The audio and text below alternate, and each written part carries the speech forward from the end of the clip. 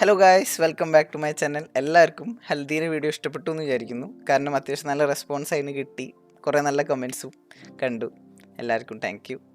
ഇത് ഞാൻ കഴിഞ്ഞ വീഡിയോയിൽ പറഞ്ഞ പോലെ എൻ്റെ വെഡ്ഡിങ്ങിൻ്റെ വ്ളോഗാണ്. ബട്ട് ഞാൻ വീഡിയോ എടുത്തിട്ടില്ല, അതാണ് അതിൻ്റെ സ്പെഷ്യാലിറ്റി. അപ്പോൾ കഴിഞ്ഞ വീഡിയോയിലുള്ള പോലെ തന്നെ എനിക്ക് വീഡിയോഗ്രാഫർ ഇത്തിരി ക്ലിപ്സ് അയച്ചു തന്നിട്ടുണ്ട്. അപ്പോൾ ഞാൻ ഇതിൽ ആഡ് ചെയ്തിട്ടായിരിക്കും ഈ വീഡിയോ കംപ്ലീറ്റ് ചെയ്യാൻ പോകുന്നത്. അപ്പോൾ കല്യാണത്തിനെ കുറിച്ച് പറയാനേക്കാൾ മുമ്പ് കല്യാണത്തിൻ്റെ ഒരു ദിവസം മുമ്പ് എന്താണെന്ന് നമുക്ക് സംസാരിക്കാം. ഹൽദി നടന്നത് 21 മെയ്യിലാണ്. 23 നമ്മുടെ കെട്ട്.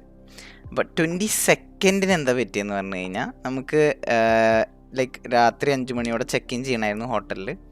എൻ്റെ വീട്ടുകാരൊക്കെ പോയി ചെക്ക് ഇൻ ചെയ്തു. പക്ഷേ ഞങ്ങൾക്ക് ഞാൻ എൻ്റെ ഹൽദിയുടെ വീഡിയോയിൽ എനിക്ക് എൻ്റെ PR പേപ്പർ വർക്കുകൾ ചെയ്യുന്ന ഓർമ്മയുണ്ടായിരുന്നില്ലേ, അതിൻ്റെ ഇത്തിരിയും കൂടിയും പേപ്പർ ഡോക്യുമെൻറ്റ്സ് ഒക്കെ വെരിഫിക്കേഷന് വേണ്ടി ചോദിച്ചിട്ടുണ്ടായിരുന്നു.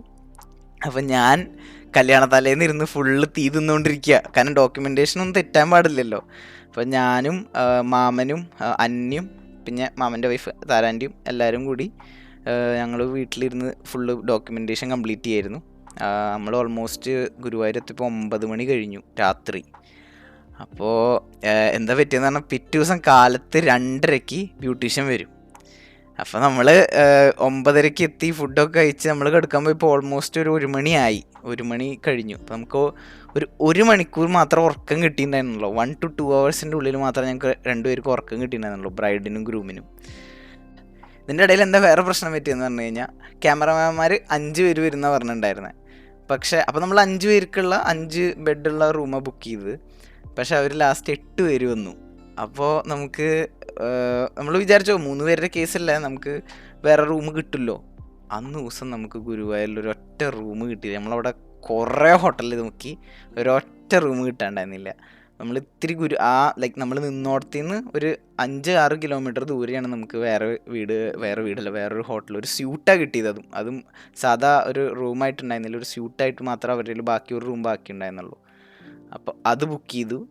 അപ്പോൾ അതൊക്കെ ഇതിൻ്റെ ഇടയിൽ അതൊക്കെ കഴിഞ്ഞ് കിടക്കാൻ പോയപ്പോൾ ഓൾമോസ്റ്റ് ഒരു മണിയായി. അപ്പോൾ 1 മണി കഴിഞ്ഞ് 2:30 ബ്യൂട്ടീഷ്യൻ എത്തും. അപ്പോൾ ആ ഒരു സമയം മാത്രമേ ഞങ്ങൾക്ക് എടുക്കാൻ പറ്റിയിട്ടുള്ളൂ. അത്രയെങ്കിലും ഞങ്ങൾക്ക് എടുക്കാൻ പറ്റി, എൻ്റെ അച്ഛൻ അത്ര പോലും എടുക്കാൻ പറ്റിയിട്ടുണ്ടായിരുന്നില്ല.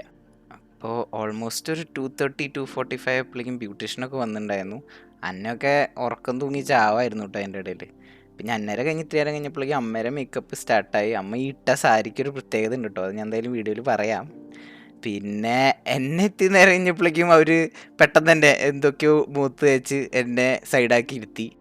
മേക്കപ്പൊക്കെ കഴിഞ്ഞതേ ഫോട്ടോഗ്രാഫേഴ്സ് വന്നിട്ടുണ്ടായിരുന്നു. അപ്പം പിന്നെ ഫോട്ടോ എടുക്കലൊക്കെ ആയി. അത് കഴിഞ്ഞ് നമ്മൾ ഡയറക്റ്റ് ഗുരുവായൂർക്ക് നടന്നു. എനിക്ക് അമ്പലത്തിലേക്ക് നടന്നു തുടങ്ങിയപ്പോൾ തന്നെ ചെറിയ രീതിയിൽ ടെൻഷനൊക്കെ അടിച്ചു തുടങ്ങിയിട്ടുണ്ടായിരുന്നു. ഞാൻ കാമായിട്ട് അഭിനയിക്കായിരുന്നു. അപ്പം ഞാൻ അന്നേരം അടുത്ത് ചോദിച്ചു,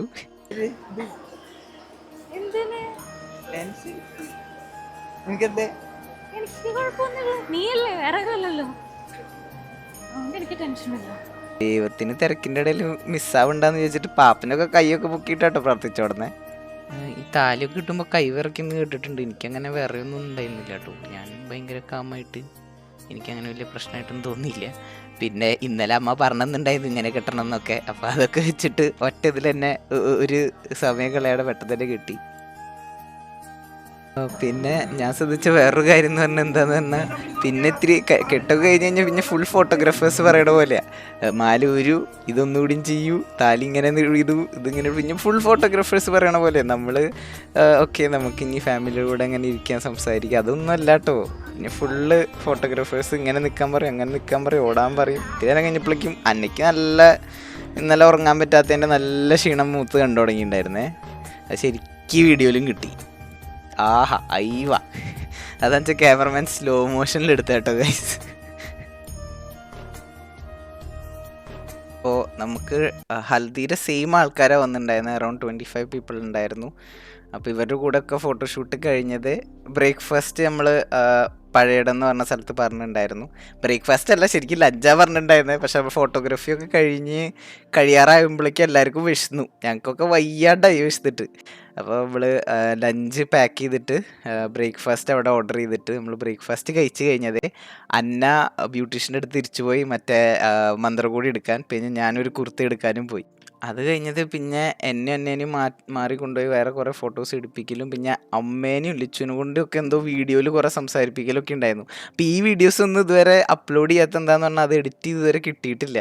അത് എഡിറ്റ് ചെയ്ത് കിട്ടാൻ എന്തായാലും പ്രോപ്പർ മറ്റേ വെഡ്ഡിങ്ങിൻ്റെ ഒരു വീഡിയോ എന്തായാലും ഇടുന്നുണ്ട്. വെഡ്ഡിങ്ങിൻ്റെയും റിസപ്ഷൻ്റെ എല്ലാം വീഡിയോ ഇതേ ചാനലിൽ തന്നെ, അല്ലെങ്കിൽ ശ്രീജിത്ത് ഫോക്കസിൻ്റെ ചാനലാണെന്ന് വെച്ചാൽ ആ ചാനലിൻ്റെ ലിങ്ക് ഞാൻ എന്തായാലും എൻ്റെ ഈ ചാനലിൽ ഞാൻ ഷെയർ ചെയ്യാം. ബട്ട് അതെന്തായാലും വരും കേട്ടോ ഗൈസ്, അതെന്തായാലും അത് ലേറ്റ് ആയെങ്കിലും അത് വരും. ആളൊരു സൈലൻ്റ് ആണ്, അധികം കുറുമ്പൊന്നും ഇല്ല, നല്ല കാമൻ കൊയറ്റാണ്, പാവാണ്. പാവ മീൻസ് അങ്ങനെ ഇത് ദേഷ്യപ്പെടുക അങ്ങനെയൊന്നും അധികം ഇല്ല. അത് ദേഷ്യപ്പെട്ടാൽ ഒരു 5 മിനിറ്റ് കഴിയുമ്പോഴേക്കും ആൾ കൂളാവും.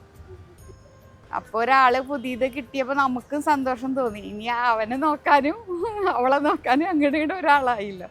ഇതൊരു പ്രത്യേകത ഉണ്ടല്ലോ, അമ്മയുടെ കല്യാണത്തിന് വാങ്ങിയ സാരിയാണല്ലോ. അതെ, ഞാൻ ആദ്യം വിചാരിച്ചിരുന്നു എൻ്റെ മോൻ്റെ കല്യാണത്തിന് എൻ്റെ സാരി എടുക്കണം എന്ന്. 26 കൊല്ലമായി ഈ സാരി എടുത്ത് വെക്കണം, സൂക്ഷിച്ച് വെച്ച്. ഇതെൻ്റെ കല്യാണ സാരിയാണ്.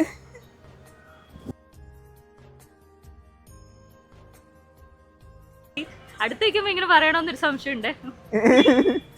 സ്വീറ്റസ്റ്റ് കൈൻഡസ്റ്റ് ലവിങ് പേഴ്സൺ ആണ്. ഞാൻ മൊത്തം വീഡിയോ ഇതിലിപ്പോൾ പ്ലേ ചെയ്യുന്നില്ല, കാരണം അത് മെയിൻ കല്യാണത്തിൻ്റെ വീഡിയോയിൽ ഇടാനുള്ളതാണ്. അപ്പോൾ ഞാനത് മൊത്തം പ്ലേ ചെയ്ത ഫെയർ അല്ല. അപ്പോൾ അമ്മേരെ ആയാലും എൻ്റെ പെങ്ങളുടെയും ഉണ്ട്. അപ്പോൾ എല്ലാവരുടെയും വീഡിയോ ഫുള്ള് കല്യാണത്തിൻ്റെ വീഡിയോ മറ്റേ ശ്രീജിത്ത് ഫോക്കസ് അപ്ലോഡ് ചെയ്യുമ്പോൾ ഞാൻ അതിൻ്റെ ലിങ്ക് ഷെയർ ചെയ്യാം. അത് കഴിഞ്ഞിട്ട് ഡയറക്റ്റ് ഞങ്ങൾ വീട്ടിൽ പോയി. അപ്പോൾ വീട്ടിൽ പോയി കഴിഞ്ഞാൽ പിന്നെ വിളക്ക് കൊടുത്ത് കയറി, പിന്നെ ചെറിയൊരു മധുരം വെപ്പ് പരിപാടി ഉണ്ടായിരുന്നു. അപ്പോൾ ഇതൊക്കെ ശ്രീജിത്ത് വേറൊരു വീഡിയോ ആയിട്ട്, ഒരു ഹൈലൈറ്റ് വീഡിയോ ആയിട്ട് എനിക്ക് അയച്ചു തന്നിട്ടുണ്ട്. ഞാൻ എന്തായാലും അത് പ്ലേ ചെയ്യാം. അപ്പോൾ അത് പ്ലേ ചെയ്തുകൊണ്ട് ഈ വീഡിയോ നമുക്ക് ഇവിടെ അവസാനിപ്പിക്കാം. ഞാൻ എങ്ങനെയെങ്കിലുമൊക്കെ കഷ്ടപ്പെട്ടിട്ട് ഞാനിത് ഇതിങ്ങനെ ആക്കി കേട്ടോ. അത് ലൈക്ക് ഒരു വ്ളോഗ് ചെയ്യാത്ത കാരണം ഫുള്ള് നറേഷനും പിന്നെ കിട്ടിയ ക്ലിപ്സ് വെച്ചിട്ട് ഇങ്ങനെ ചെയ്തതാണ്. എന്തായാലും മറ്റേ ഹൈലൈറ്റ് വീഡിയോ ഞാൻ ഇപ്പോൾ പ്ലേ ചെയ്യാം.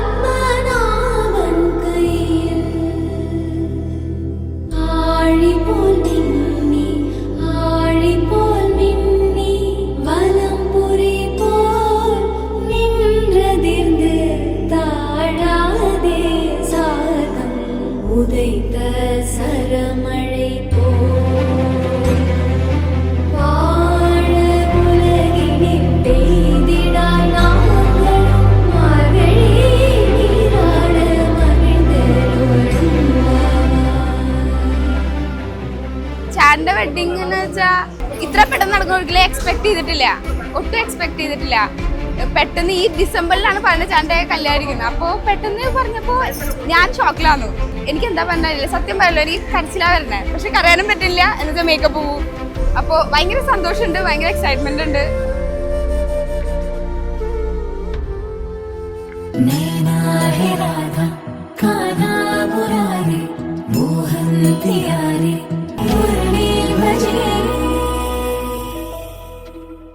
വിടർന്നുവോ നിൻമുഖം ചെമ്പകം പോലെ, പടർന്നതോ സൗരഭം. തിരഞ്ഞുവോ നിന്നെ ഞാൻ തെന്നലായി മെല്ലെ, മലർന്നില താരകേ. നാം ഒരേ കിനാക്കളായി പുണർന്നുവോ ശ്വാസമേ.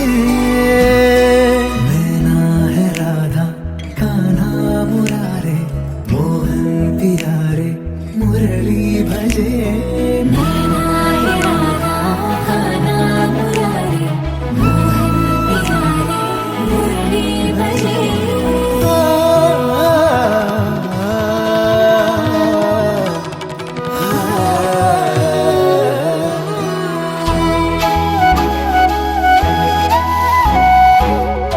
I love Har.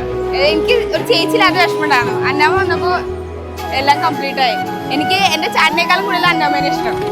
എന്ത് ഡൗട്ട് ഉണ്ടോ എന്തുണ്ടോ എനിക്ക് അന്നാമ്മയുടെ അടുത്ത് എപ്പോൾ എല്ലാം പോയി ഓപ്പൺ ആയിട്ട് എന്തും പറയാം. ആളെനിക്ക് എപ്പോഴും സപ്പോർട്ടീവായിട്ട് ഉണ്ടായിട്ടുണ്ട്. இதயம் சொன்னால் கேட்காதா, இவளை நெஞ்சம் ஏற்காதா, நதியில் தாளம் சேர்கிறதா, நொடியில் நாளும் போக்கிறதா, அடடடடா அலைப்படகா ஒரு உறவா, இதயம் சொன்னால் கேட்காதா, இவளை நெஞ்சம் ஏற்காதா, இதயம் சொன்னால் கேட்காதா.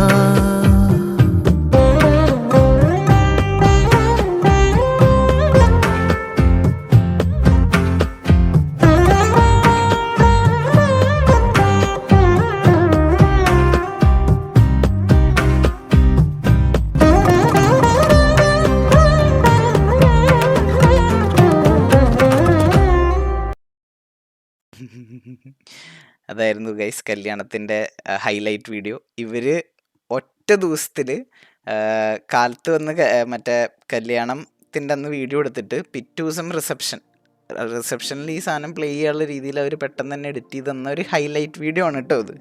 എൻ്റെ പ്രോപ്പർ വീഡിയോ എന്തായാലും ശ്രീജിത്ത് ഷെയർ ചെയ്യും. അത് ഞാൻ എന്തായാലും നിങ്ങൾക്ക് അതിൻ്റെ ലിങ്കോ അല്ലെങ്കിൽ അത് വേറൊരു യൂട്യൂബ് ചാനലിലായിരിക്കും ഇടുക. അപ്പോൾ അതെന്തായാലും ഞാൻ ഷെയർ ചെയ്യാം. ഇനി ഞാൻ റിസപ്ഷൻ്റെ വേറൊരു വീഡിയോ ആയിട്ട് എടുക്കുന്നില്ല, കാരണം അത് ഇതേ കഥയാണ്. അത് ഇതേപോലെ നറേഷൻ ചെയ്യേണ്ടി വരും. അപ്പോൾ എനിക്കതിലൊരു രസം തോന്നുന്നില്ല. അപ്പോൾ അതിൻ്റെയും റിസപ്ഷൻ്റെയും കല്യാണത്തിൻ്റെയും ഫുൾ വീഡിയോ എന്തായാലും അത് എഡിറ്റ് ചെയ്തിട്ട് കിട്ടും. അപ്പം ഞാൻ എന്തായാലും ഷെയർ ചെയ്യുന്നുണ്ട്. അപ്പോൾ ഈ വീഡിയോ എല്ലാവർക്കും ഇഷ്ടപ്പെട്ടു എന്ന് വിചാരിക്കുന്നു. വീഡിയോ ഇഷ്ടപ്പെട്ടാൽ ലൈക്ക്, ഷെയർ, സബ്സ്ക്രൈബ് എല്ലാം ചെയ്തോളൂ. അടുത്ത വീഡിയോയുമായി കാണുന്നവരെ ബൈ, ഗുഡ് നൈറ്റ്. ഓൾമോസ്റ്റ് 1:30 ആയി. എന്നാൽ ബൈ.